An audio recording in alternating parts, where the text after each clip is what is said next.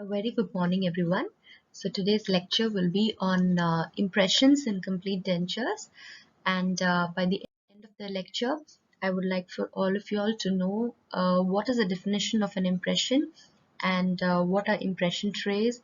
Then you must be able to categorize different impression materials and the trays. Then you should also be aware of the objectives of impression making and also summarize the principles and theories of impression making. Start off with my lecture. I would like to say a complete denture impression is nothing but a negative registration of the entire denture bearing stabilizing and border seal areas present in a edentulous mouth. So anybody who makes a good impression the first time, yeah, will uh, will make definitely a best impression. So you must be able to make an impression the very first time that you're trying on the patient mouth, right? Because you don't want to make your patient feel that you are not skilled enough or not competent enough to make a impression. So that's why we like to encourage each of you all that you should practice more on each other before you begin to do it in the patient mouth, and also observe when your seniors are doing the cases. Yeah. And how about a tray? A tray is nothing but a receptacle into which a suitable material is placed and an impression is made, or otherwise it is also called, it's also a device which is used to carry and confine and control an impression material while making the impression. So because without a receptacle or without a tray, it is impossible to hold the impression in your hand and to make the impression of the denture bearing area, right? Yeah. So next, coming to the classification. So basically there are two types by which based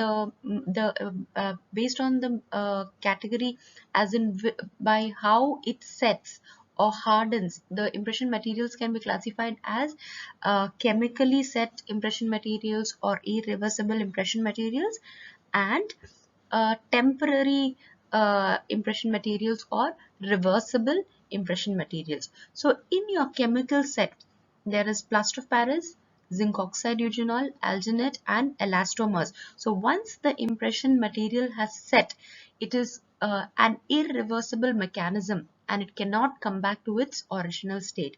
Whereas in a temporary set or a reversible kind of an impression material, it is impression compound, wax and agar. By certain changes like either subjecting the material to a heat or by placing it in a water bath, example like impression compound, it can be reversed and can be brought back to its original state. And based on the material to be able to flow under in the undercut areas, to flow into the different regions of the mouth, it can either be elastic impression materials or non-elastic or rigid impression materials. In your elastic impression materials, again there are two types. One is hydrocolloid, that is water based impression materials, and the other is non-aqueous or rubber based impression materials. In your hydrocolloids, it is agar and alginate, and in your non-aqueous impression materials, it is polysulfide, polysilicones and polyether. In your non-elastic or rigid impression materials, it is impression compound and zinc oxide eugenol. So this classification is very important, and I hope that all of you will be able to memorize and keep a note of the classification of these impression materials.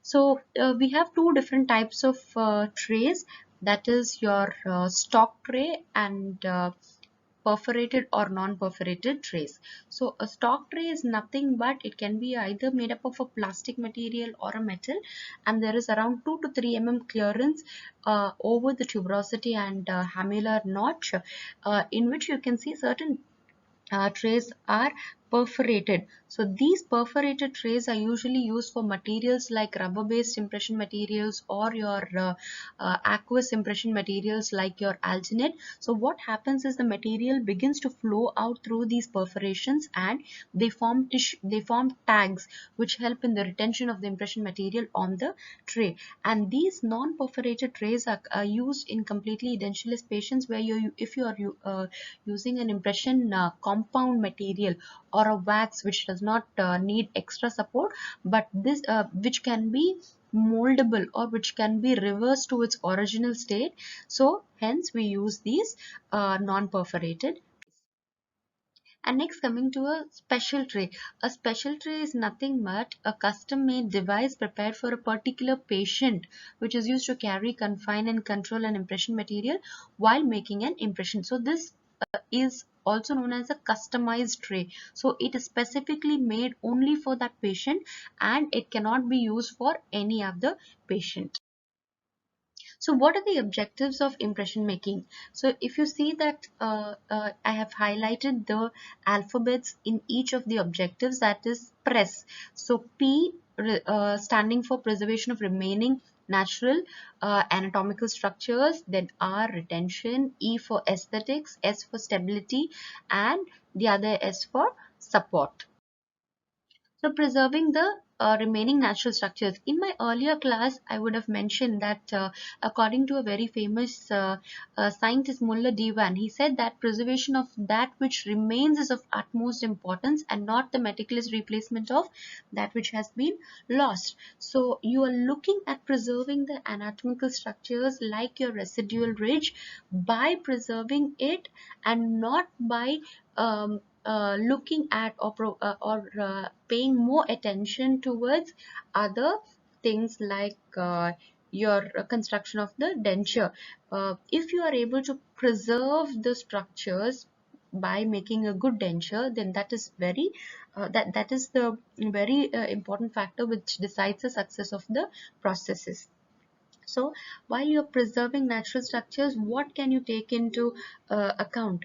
An impression should make sure that you are not injuring the underlying tissues. You are dealing very carefully with the soft tissue, and the kind of impression that you're going to make should not overcompress the tissue, which in turn might lead to residual ridge resorption. Then you must be able to provide relief. So we have also learnt about the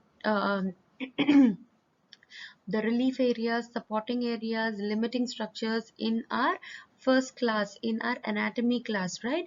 So considering that, you will also have to make a relief area on the cast, so that you will be able to relieve those anatomical structures. And also we must avoid overextension, which will also hamper the retention of the complete denture. So if you look at these two pictures over here provided in the slide, you will see that there are different shapes of the spacers. So each spacer is named after a famous scientist. So I would like for all of you all to search for an article called Sanat Shetty spacers in complete denture patients. If you look up for this articles, you will know what is a spacer and what are the different types of spacers, and in which condition which spacer must be used.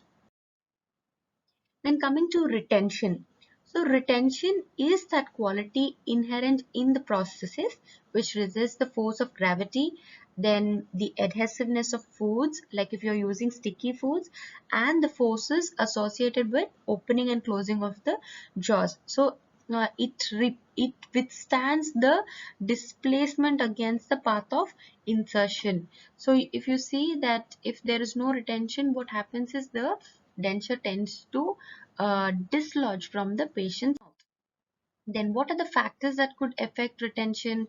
The anatomical area, the size and quality of the denture bearing area. So as I mentioned, if it's a very old patient and the patient is having residual ridge resorption, what happens is the due to continuous resorption, the denture bearing area, the size of the ridge is reducing eventually. So the smaller the surface area, the lesser the retention. And next, coming to physiological character, that is the viscosity of saliva, which I've already spoken. A mixed composition of saliva, that is serous and mucous saliva, will help in retention of the denture. Next, coming to physical factors like adhesion, cohesion, surface capillarity, and surface tension, capillarity, and atmospheric pressure. So, and all these factors help in the retention of the complete denture. Then mechanical substitutes, what you can do is, if you do not have good denture bearing area, or the surface area of the maxillary or the mandibular ridge is very less, so what you can do is you can provide retentive springs. You can either give adhesives, like you would have seen your seniors giving denture adhesive paste, or otherwise you can use artificial things like magnets or suction chambers or discs in the complete denture, in the tissue bearing area, which helps in extra retention of the complete denture. And coming to muscular factors, you should ensure that the teeth arrangement has been done in the neutral zone, so that the forces between your cheeks and the tongue have been balanced, and the teeth are arranged in that neutral zone where the forces are equal. Then coming to stability. Stability is nothing but the quality of a denture to be firm, steady, and resist the displacement by functional movements. And so it should be able to withstand the horizontal forces, like when the tongue is moving to the right and left in your mastication process, or when you are you just touch your cheeks. Okay, so be able to withstand. So there's something called as buccinator mechanism, and the forces of the wherein the forces of the cheek and the tongue should be balanced, and this helps in keeping the denture stable. Next, what are the factors that might affect the stability? The vertical height of the ridge, then the kind of soft tissue, whether if it is a firm soft tissue or a flabby soft tissue. That is why you have to palpate and look at the soft tissue when you are examining your patient in the OPD. Then the quality of the impression. So the type of impression that you've made also enhances the stability. So you have to make a very good impression. Then the occlusal plane. So your the teeth arrangement, the level of occlusion should be at the level of at the level where the natural teeth were present, and also the occlusal plane should be parallel to the residual ridge. And the arrangement of teeth, of course, it should be arranged in a balanced, bilaterally balanced occlusion. And the contour of the dentures, the polished surfaces should follow the contour of the naturally existing anatomy, and not any other kind of a form. Next, coming to support. So regarding support, it is nothing but it is resisting the vertical forces of mastication. So when the patient is chewing, so what happens is the patient opens and closes his mouth. So in those vertical occlusal forces, if the ability of the denture to resist its dislodgement in the vertical direction is nothing but the support. So this is achieved by covering the denture bearing area as much as possible. So what happens is these vertical forces are distributed all over the denture bearing area, and hence provides support to the. Next, coming to aesthetics. So anybody coming to you for a complete denture will not only want the function, that is for mastication, but they would also ask for aesthetics, because in a prosthesis, while replacing the teeth, we are looking at also redefining the aesthetics. So the thickness of the flange should be taken into consideration, and the impression that you're going to make should reproduce the width and height of the sulcus, because in the anterior region, this will enhance the labial fullness and also improves the aesthetics of the patient. So the patient's facial appearance will change. The nasolabial angle, the fullness of the mouth, and the height of the lower third of the face will be improved when you are considering aesthetics. And also we should keep in mind, there is also a word which I would like to emphasize on, called as characterization. So in a complete denture teeth arrangement, you would have learned that in your second year, in your preclinical prosthodontics, there are certain principles in arranging the teeth. Along with that, apart from that, there's something in characterization. What we try to do is apart or deviating from the normal, we try to rearrange the teeth a little more different than our regular guidelines, in order to make it look very natural. So it gives you a more natural appearance, and it doesn't look like a prosthesis or an artificial replacement. So according to the choice of the patient, you can also do characterization, but sometimes you must remember that the patients will not be comfortable if you try to do characterization, because they tend to think that it is not following the guidelines, and it's not having a straight line, and it doesn't look natural. So you should be very careful when you're doing characterization. Then coming to principles of impression making, yes, while you are making your impression, always ensure that your tissues are healthy. So you cannot make an impression when the tissues are not healed, or immediately after the extraction of the last remaining tooth. And your impression should include the basal seat within the functional movements, and the borders also. When you are recording, you should ask the patient to you should perform the peripheral tracing movement, so that they are recorded in the physiological limitations. And also preferably always a selective pressure technique should be used, so that you will not overcompress the mucosa, and there should be sufficient space between your tray and the denture bearing area, so that the impression material that is placed in the impression tray is uniformly thick, and it does not become thin in any of the areas. So how do you guide your impression tray? How will you know that there is enough amount of pressure while placing the tray? So if you look at this tray, this is a custom tray, and if you look at these rectangular blocks, they are called as tissue stops. So when you're making a spacer, in the lower image you see that there is a spacer. You cut out a stopper, a rectangular stopper. You make 4 stoppers, and that is 2 mm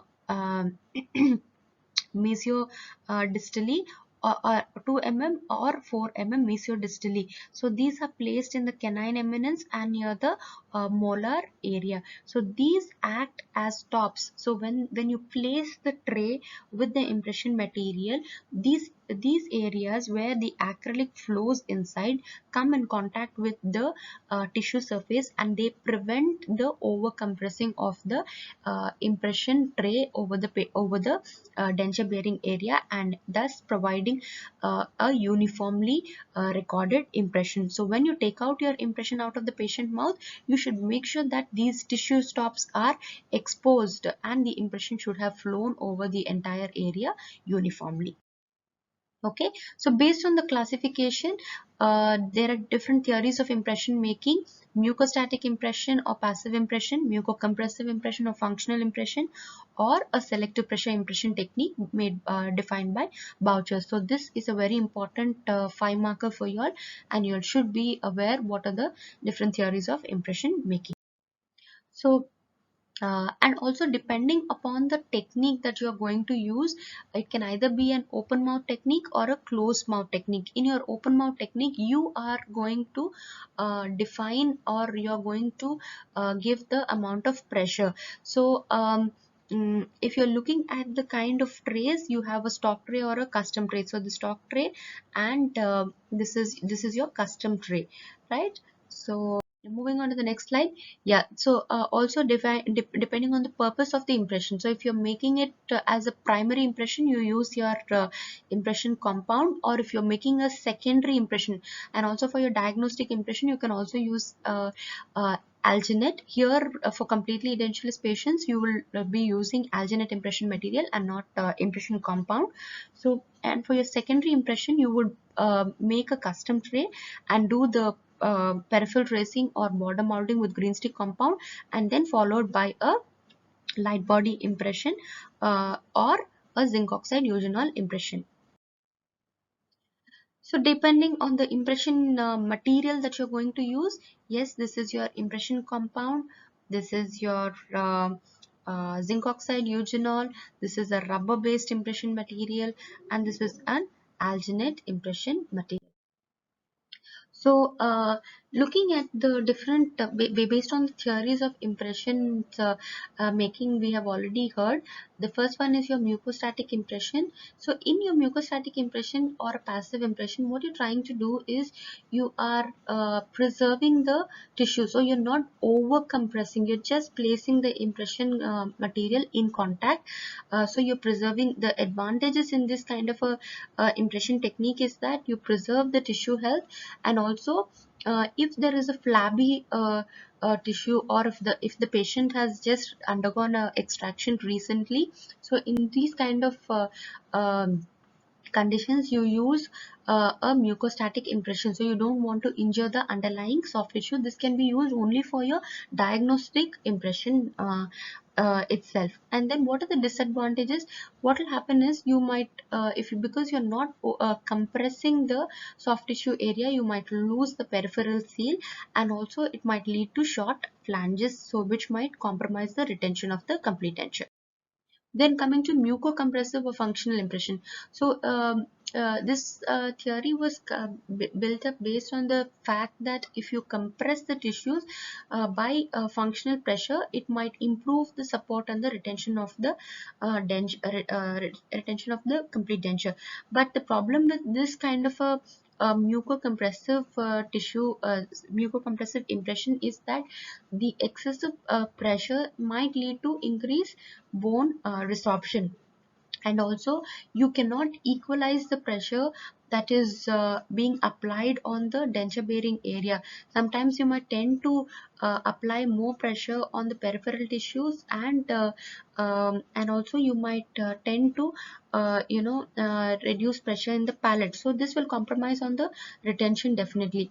And also what happens is the denture might fit well um, uh, you know um during the mastication. That is when there is pressure, but when the patient is doing certain when the patient is coming back to his normal state or a resting state where there is no pressure, the denture might dislodge out of the patient mouth. And next, coming to the pressure that might be there on the sharp bony area. So while you're making your primary impression, you've made a mucocompressive technique. This might overcompress those areas which have not been completely healed.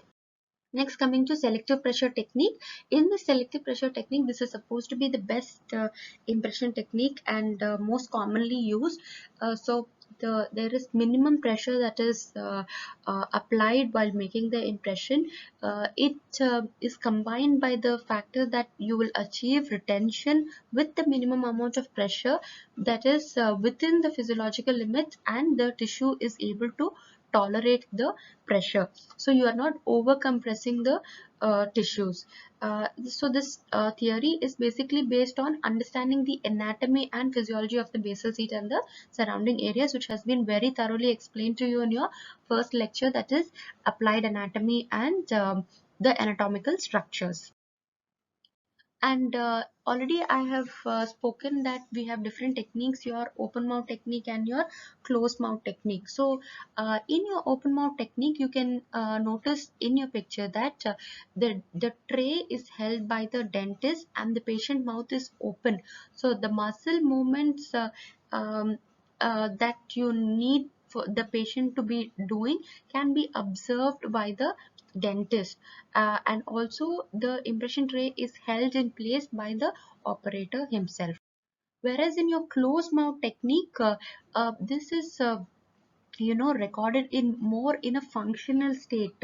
So when you're making the impressions, what you need to do is you need occlusal rims so that the vertical height of the patient, the separation is maintained, and also these functional forces are used to record the impressions. So first the border mounting will be done and the final impressions will be made with the occlusal uh, rims in place. And for this technique, the only thing that you will have to do is, for the impression, the dentist or the operator must be using the hand manipulation for the movement of lips and cheeks, but the other movements like swallowing and grinning, the patient will have to do, which you will learn in detail when you're doing the jaw relation records in your year 5 clinical. Next, coming to your impression procedures. So first thing is your operator position. So the operator positions is the most important thing that you have to notice. So while you are making an maxillary impression, you are supposed to be standing behind the patient. And if you notice that the chair should be, your elbow should be resting at the head position of the chair. So you carry the impression tray from behind. You place the impression tray from the corner of the mouth inside, and rotate it and then place it into the patient mouth in a vertical direction, that is coming in contact with the anatomical tissues. And also while removing the denture, try to remove it with a snap. Try to place two of your fingers in the posterior flange area, release it in the posterior area, and then in the anterior region. While coming to your mandibular impression, you stand in front of the patient and place the tray and make the impression. So selection of the tray, you should always ensure that there should be a 4 mm gap between the impression tray and the anatomical structures, and also for the borders, the tray should be at least 2 mm short of the vestibule. And also, so the objective itself, that when you're making the impression, the primary impression should be slightly overextended so that you get your custom tray exactly 2 mm short of the vestibular area. So if you're looking at the alginate impression technique, already you would have received your demonstration as to how the impression has to be made. So you select the different kinds of trays, you see the scoop and the jar that is used to measure water. So for your alginate impression, always ensure that you have a curved spatula, and you take for your maxillary impression based on the size of the tray that you have used. Always ensure to use at least 3 to 4 scoops of your powder, and the powder water powder ratio is based on the manufacturer, and try to take cold chilled water in your jar because it retards the setting mechanism of alginate and also gives you improved working time. So you dispense the powder into the bowl, and you dispense the liquid slowly, and as the liquid is being dispensed by your helper or your hygienist, what you do is you spatulate the material up, uh, um, on the walls of the bowl in the figure of 8 motion, and you should have a thin a uniform consistency. You should not have voids or it should not be grainy, and the impression material has to be manipulated until you achieve a thin and a uniform consistency. So then the impression material, once loaded in the tray, it is, so you can see that the operator is standing behind for making the upper impression. And so once the impression has been placed, it has to be kept in the patient mouth for at least 1 minute for the initial set, and then after the 1 minute has been passed, you can slightly touch the impression material and see whether if the material has been set, and then try to remove the impression material gently, so that because the impression material, if you are using alginate especially, it is more subject to tear, so that is why you have to be very careful with the impression material.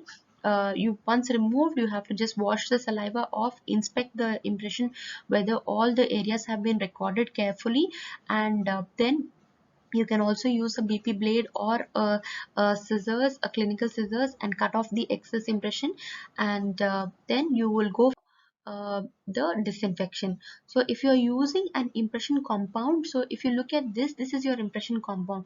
What you do is you place it in a hot water bath, and once the impression compound material has been achieved into a moldable state, you should ensure that you do not overheat the water or don't place it in a very hot water bath, because this might lead to leaching of the impression compound materials. So the impression compound material is loaded in the tray, and this tray is molded in such a way that it looks like the impression itself, and after that it is placed in the patient mouth, and the border movements are carried out and then taken out. So once it is taken out, you can use a BP blade and cut down the excess areas, and after that it can be replaced in the patient mouth and remolded, and this will be your primary, the final primary impression. This is how your impression should look like.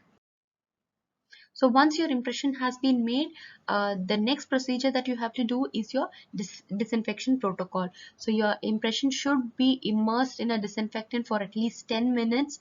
That is your 2% glutaraldehyde or iodophor. And once the impression has been disinfected, the impression material has to be wrapped in either cotton or here you prefer to use tissue or wet tissue, so that the aqueous tissue or the cotton will keep the material hydrated, and it will not be dried up, and it is placed in a plastic bag before it is sent to a laboratory, or if it is being poured by you itself, you will keep it aside. You have the uh, lab site time. So when coming to pouring the impression material, what you have to do is um, if you're pouring a alginate impression, please ensure that the impression has to be poured within the first 15 minutes of impression making, and after that the base also should be made. So base should also have a 10 mm thickness. So while you're pouring the impression, the anatomical structures, either your teeth or your denture bearing area, this has to be poured with a thin mix. So you make it with a very thin mix in the initial phase, so that the thin mix will help in it will have a flow. There is an increased viscosity, so the plaster or the dental stone that you're going to use will flow into all the details of the impression that has been recorded. So once the first pour has been made with a thin mix, then the second pour has to be made with a thicker mix, and always ensure that the pouring of your plaster or your dental stone should be carried out from only one end, only from the distalmost end. So once you have begun to pour the impression material from the distalmost end, the impression material should continue to flow in that from that area towards the other distal end, and you cannot start pouring the impression again in between from the other end or in the center of the impression. This helps in avoiding voids to be formed in your cast. So after the first pour has been made, then you make the second pour, and also you will make the base of the cast. So once there is an initial set of your first pour, you will make the second pour, and then the base of the cast is formed. So your cast should be trimmed. Once the cast has been set, you remove it out, and it should be trimmed. The excess has to be trimmed carefully.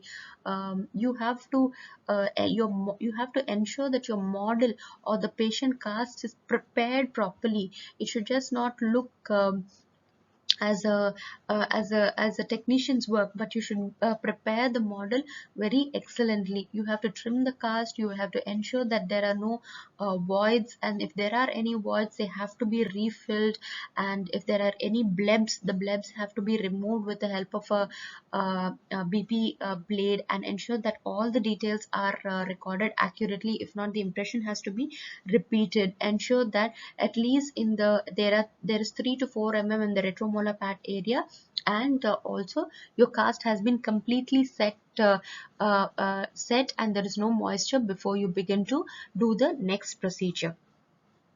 So this is how your first pour has to be made.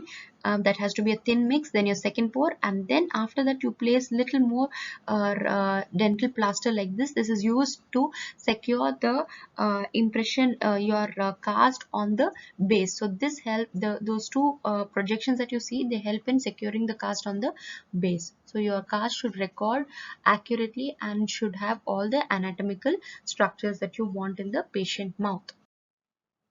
So that's with your impression making, and I hope that you've understood whatever I've tried to explain. And so we will continue the lecture in part 2 in your next week. And if you have any doubts, yes, please get back to us. Thank you.